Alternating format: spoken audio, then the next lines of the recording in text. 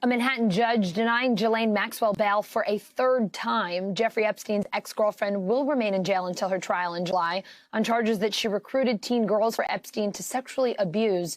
NBC News investigations correspondent Tom Winter joining me now. Tom, what did Maxwell's lawyers offer as part of this third bail request, and why did the judge turn it down this time?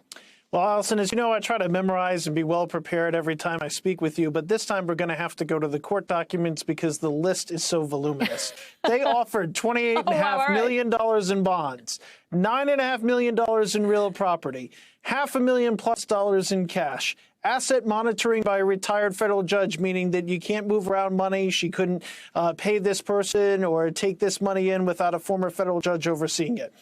Renounce her British and French citizenship. Irrevocable written waivers of the right to contest extradition. In other words, she would write a note that would say, if I'm caught in France, I absolutely will not fight extradition.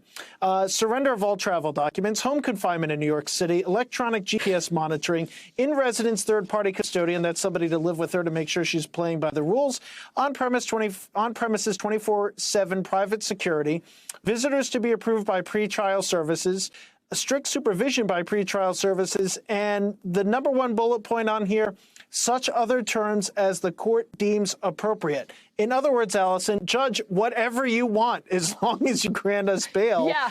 The judge did respond, and we can show you Judge Allison Nathan's response on screen. It didn't go very well.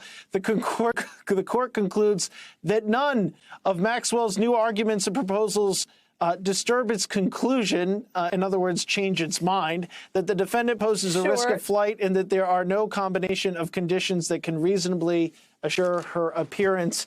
In other words, no, for the third time, your bail package is rejected. So that's how that went yesterday, Allison. So, Tom, I have to say, I'm actually shocked you couldn't memorize that list. I feel like you could have probably committed all that to memory. Wow, that was impressive. Hearing all of that, I mean, I couldn't possibly think of something else a judge could add to that list, given that with all of those, accommodations, if you will, that it was denied this time. Do you think we will see another bail request before the trial this summer, or is this it? Have they exhausted other options? Look, I think at this point it's going to be very difficult. I mean, just that last bullet point alone where they say, essentially whatever you want, Judge, as long as we can get to the point where we get a bail package, that even that was rejected. I don't see it at this point. The judge has raised concerns about some of her applications for bail in the past, some of her activities near and just following her arrest last year. And so I don't think if you're her attorneys, you see a path here to some sort of a bail. There's possibility that they might try to seek some sort of an appeal to the Second Circuit Court of Appeals. That's always possible. It just doesn't appear to be very likely at this point, Allison.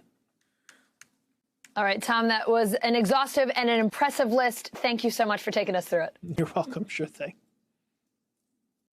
Hey, NBC News viewers, thanks for checking out our YouTube channel.